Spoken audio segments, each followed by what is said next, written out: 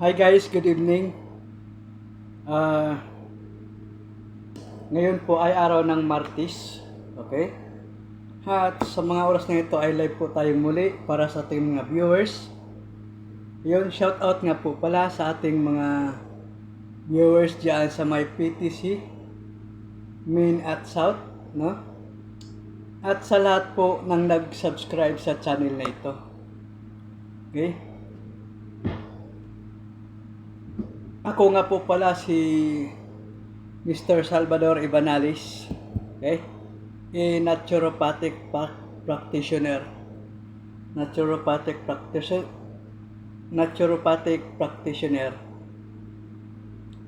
Ang naturopathic practitioner po ay isang pag-aaral patungkol po sa herbs na nakakatulong sa ating kalusugan. Kaya ngayon, pag-usapan po natin ang ating kalusugan kasi meron dyan nagsasabi na bigla lang daw po siyang nagkasakit, no?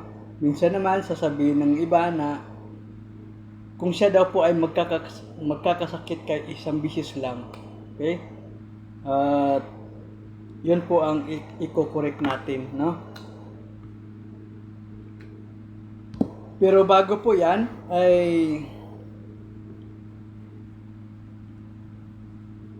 batiin po natin ng magandang gabi po sa lahat. Okay po?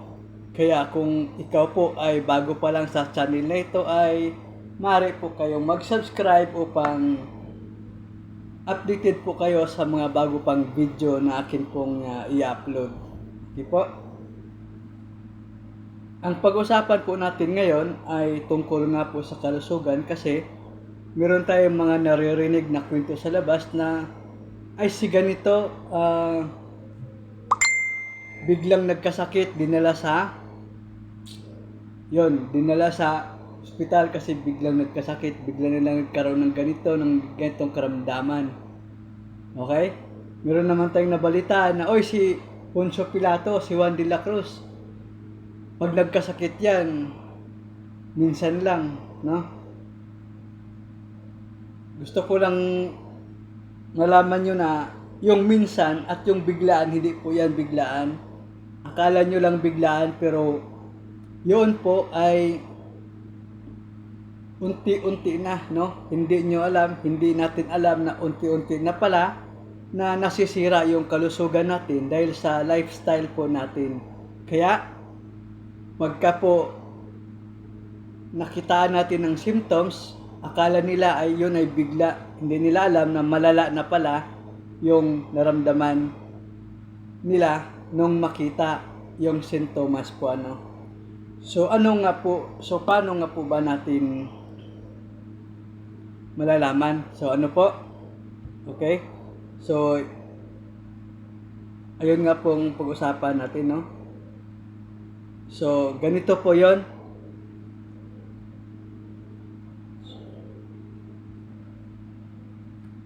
Okay? Ano po ba 'yan? No? Ano po ba 'yan? Okay? 3HT. Okay, 3HT.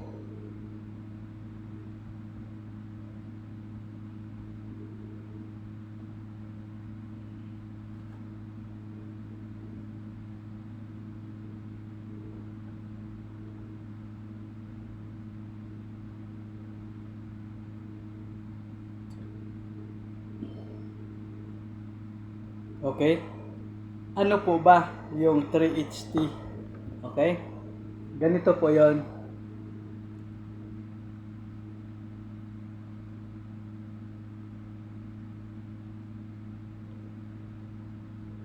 Health, herbs, and healing. Okay po? So, mag-umpisa muna tayo dito sa health, no? Sa health. Kasi nga, marami tayong naririnig na kung sila ay magkakasakit minsan lang at yung kapitbahay naman nila ay biglang dinala sa ospital dahil sa biglaang sakit na naramdaman. Ayun nga po, ang hindi nila alam ay nasisira ng paunti-unti at hanggang sa lumala, ano po, yung kanilang karamdaman. Kaya nung natuklasan nila na nangyari na, hindi nila alam na lumala na pala, kaya biglang dinala sa ospital, no? Bakit po dinala sa ospital? Kasi nga biglaan yung pagkakaroon ng ganong sintomas o karamdaman ayon sa kanila, ayon sa mga hindi nakakaalam, ano po. Pero ayon po sa ating napag-aralan, ayon po ay matagal na, no? Kasi totoo naman pagka tayo nakaramdam ng mga kirot o kaya mga kaya lang natin, kinakaya-kaya natin, hindi natin alam na ayun pala ay lumala na. Hindi tayo nagpatingin sa doktor kasi kaya natin kaya ko to, no? Ipahinga ko lang to saglit at itulog, mawawala na itong aking naramdaman. Yun ang akala nila. Kaya nung dumating yung punto na lumala na, hindi na kaya ng pahinga at tulog, doon sila nabigla hanggang sa dinala na sa ospital. Kasi nga po, nung umpisa pa lang, kinakaya-kaya, hindi nagpatingin sa doktor. Ano po? Kaya ang nangyari, nung lumala na, ayun, takbo sa doktor. Kasi nga, hindi na kaya. Okay?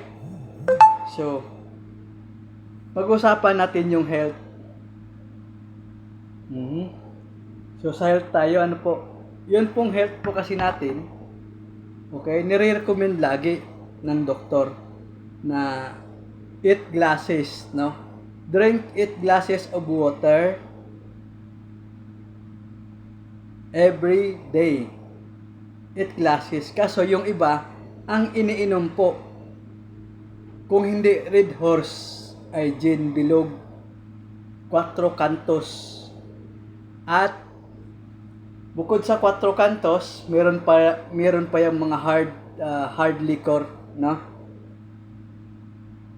Yon ang dahilan kung bakit tayo nagkakasakit sa ating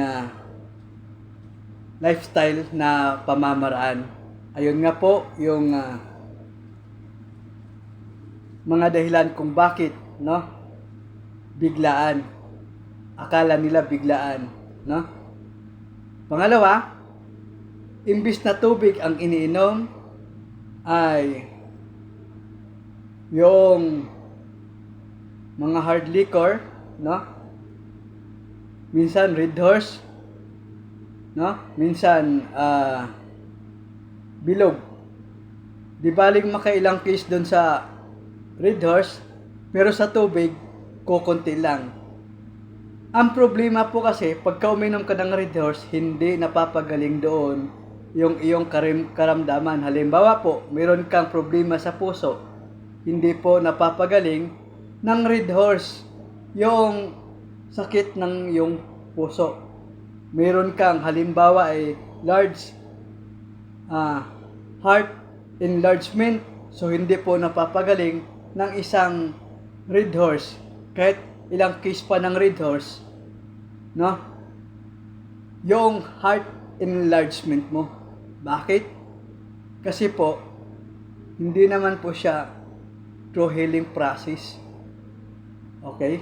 Pangalawa, halimbawa po, meron po kayong liver problem, hindi po napapagaling ng 4 na case na Red Horse o 1 case na Red Horse, 3 case na Red Horse, yung iyong liver problem. Halimbawa na lang po, pinakasimpleng problema sa atay natin ay liver problem. So, fatty liver, pinakasimple na problema ng atay natin. So, fatty liver, hindi po napapagaling ng Red Horse o ng 3 cantos, 4 cantos, gin bilog, yung iyong fatty liver. Bakit po? Bakit? Imbis na pinapagaling mo, sinisira mo pa lalo. Okay? Yung atay mo na kailangan natin dahil sila yung nagpi-filter na ating lahat ng mga kinakain. Ina-absorb ni liver yung lahat na iniinom mo na hindi naman kailangan. Bakit? Ano pong kailangan? Tubig po ang kailangan. wala po akong napag-aralan na ang Red Horse, Gin Bilog at ang Quatro Cantos ay nakapagpapagaling ng isang taong may sakit. Kaya pagka mabalita mo na ng kapitbahay, biglaan na lang dinala sa ospital kasi nagkaroon ng ganitong karamdaman, bigla daw nagkasakit. Hindi nila alam na yun pala ay malala na. Hindi na kaya. Kaya dinala na sa ospital. Akala nila, biglaan, hindi nila alam na matagal na nangyari yon at hindi pinapansin, hindi pinatingnan sa doktor, hindi nagpunta sa ospital, hindi nagpatingin. Ang nangyari, lumala ang sakit, dinala sa ospital. Malala na nung dinala sa ospital. Kasi noong una, iniinuman lang ng Red Horse, iniinuman lang ng Quatro Cantos, iniinuman lang Gin Bilog. O, ganyan tayo eh. Okay? Ano pa? Ang dahilan bakit tayo nagkakasakit? Puyat. Okay? Puyat. Puyat tayo lagi, no? Ang problema, pagka tayo po tayo ay puyat, hindi po tayo, wala po tayong panlaban, no? Hindi po tayo umiinom ng mga vitamins na sana ay pampalakas ng ating katawan at immune system, no? Makakatulong sa ating kalusugan. Okay? Bakit po? Kasi nga ang iniinom ay puro alak at hard liquor, katulad po ng Gin, Bilog at Quatro Cantos. Okay? So ang tubig doon nawala na. Okay? Nawala na po ang tubig doon. Okay? Ang number 1 na nagpapagaling sa ating karamdaman ay tubig lang. Pansinin nyo po, no? Tubig lamang. Pansinin nyo po ang halaman. Pagka natuyo, didiligan mo, mamaya-maya lang mananariwa na yung kanyang tuyo na dahon. Mabubuhay siyang muli. Ang tao pa kaya? Okay.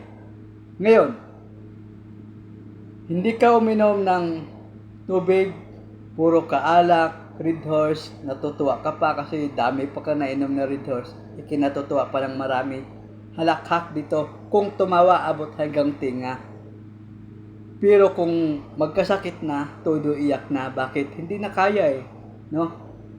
Hanggang susukatan na lang. No? Yun po kasi yung realidad.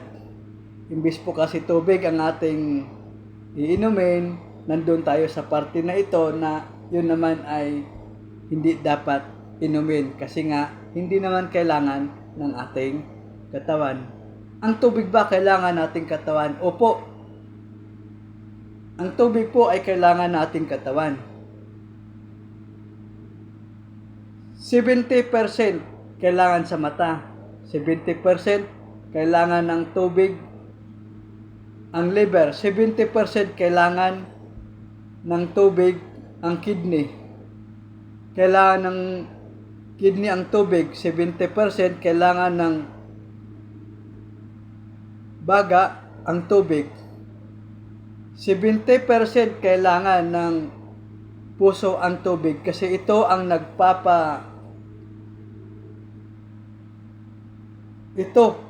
nagpapaganda ng daloy sa dugo natin para patuloy na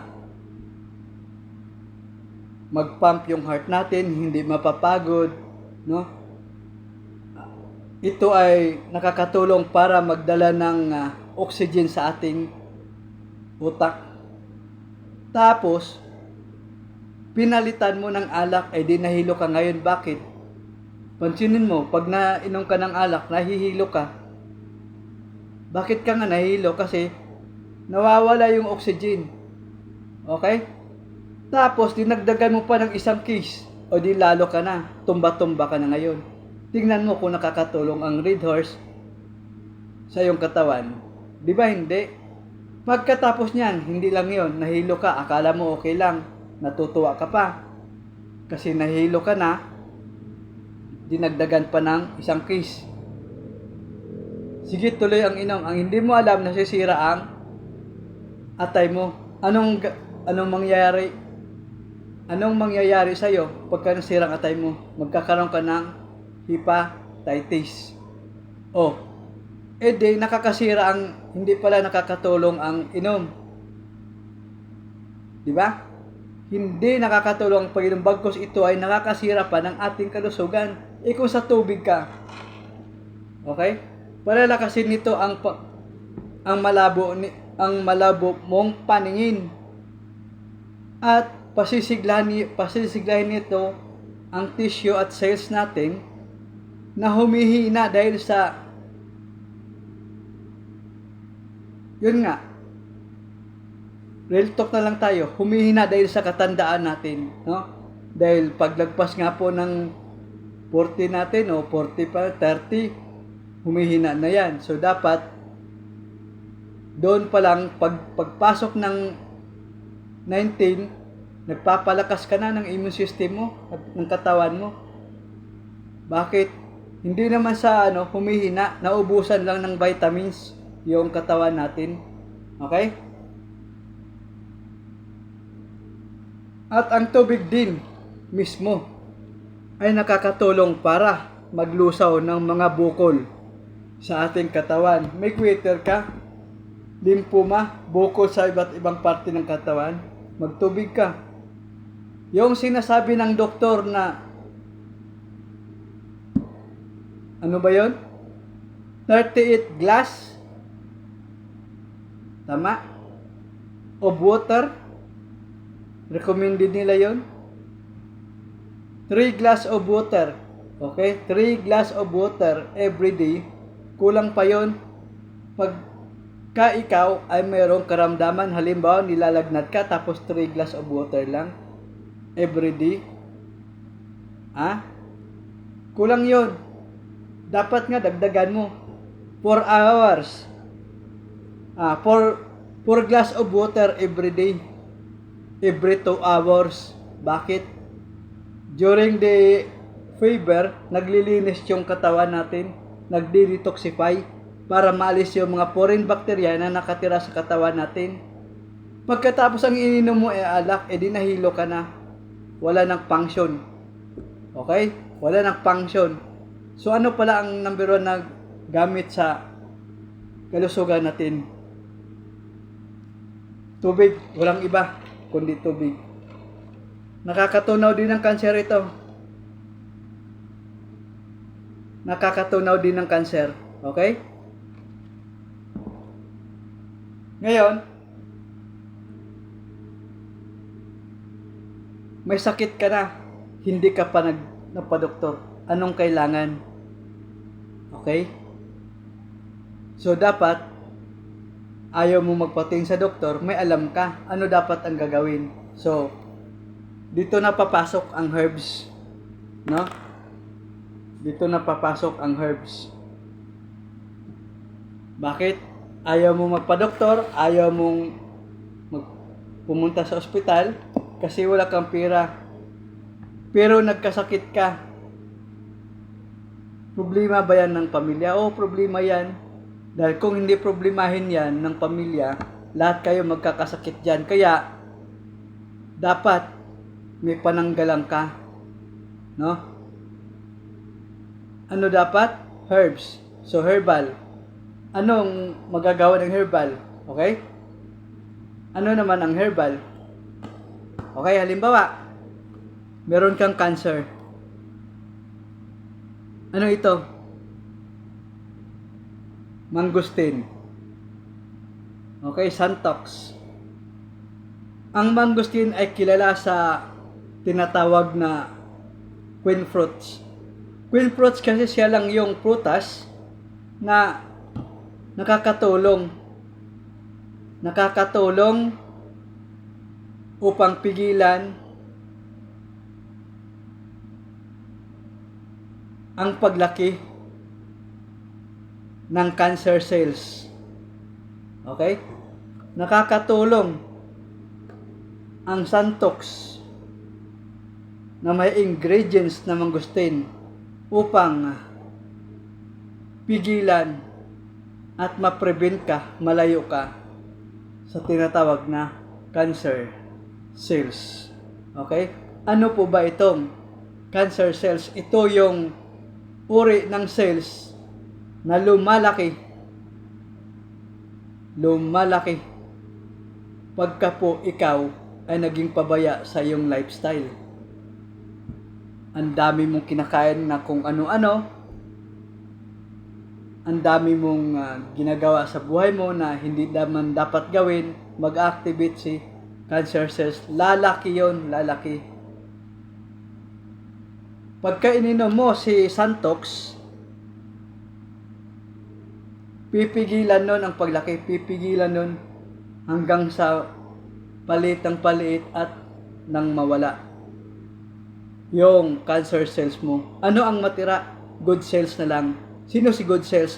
Si good cells ang nakakatulong para pagandahin ang iyong kalusugan. Si good cells po ang may karapatan upang paunlarin at pagandahin ang iyong kalusugan. Pagka meron kang good cells, gaganda ang iyong kalusugan. Huwag lang sumama si cancer cells. Good cells and bad cells, yun po yun. Okay. Ano pa? Yung pinag-usapan natin kanina, puyat ka, no? Puyat ka, tapos nagiinom ka pa, edi lalo ka pang napuyat. O, bakit ka mo? Hindi naman nakakatulong. Yung pag-inom ng alak, hindi nakakatulong doon sa kapuyatan mo. No?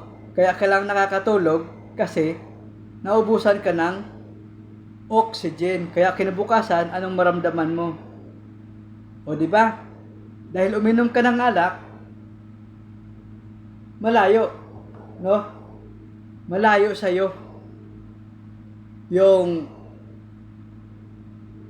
ganda ng kalusugan, malayo sa'yo at malapit ka doon sa masamang kalusugan. Pwede kang magkasakit. Sabi ko nga sa'yo, pagka uminom ka ng alak, hindi lang yung pagkahilo yung iyong maramdaman, kundi pati na yung pagkasira ng iyong kidney. Magkakaroon ka ng liver problem. Umpisa yan, fatty liver. Pangalawa, hepatitis. At ang pagkalusaw ng iyong atay kasi nga you're a drinking master, no? Okay. So, anong gagawin pala pagka tayo ay nainom? Ang sabi nga, drink moderately. So, bawal palang damihan. Kasi nga, nahilo ka na, dinamihan pa, dinagdagan mo pa ng isang case. Dinasira na lahat-lahat ng organs mo. Okay? Tapos, wala ka man lang panlaban. Okay? Anong gagawin natin pagka po tayo ay nainom? Dapat, meron ka nito. Okay? Pink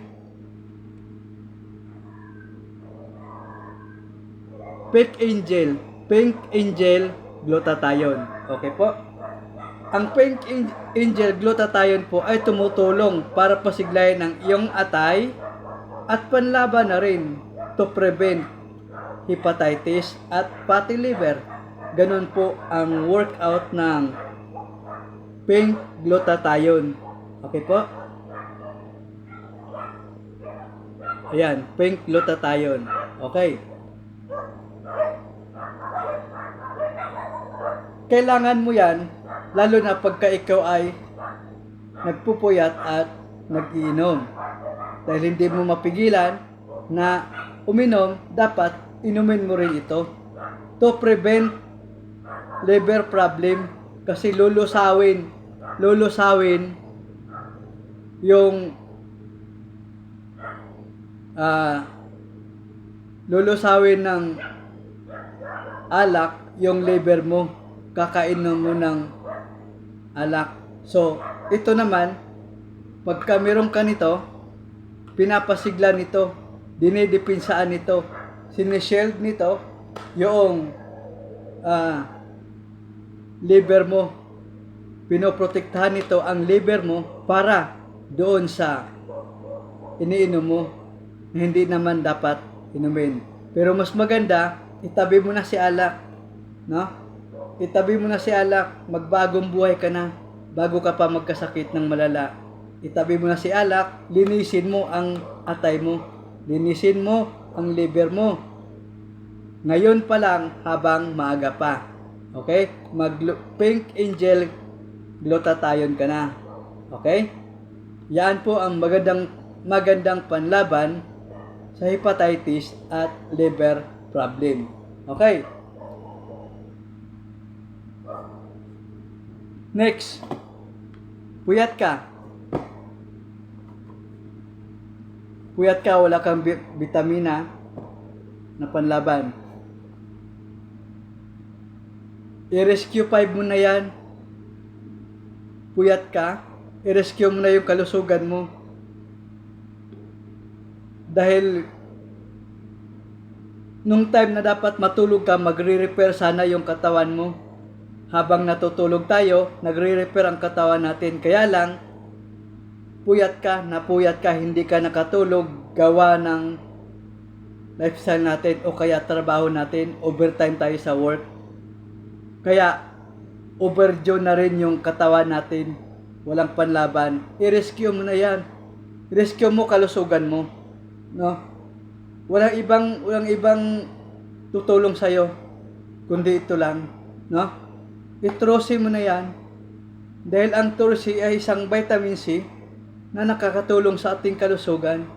Bukod dito, kung meron ka pong cancer cells, pinapahina po nito ang cancer cells nang dahil sa vitamin D.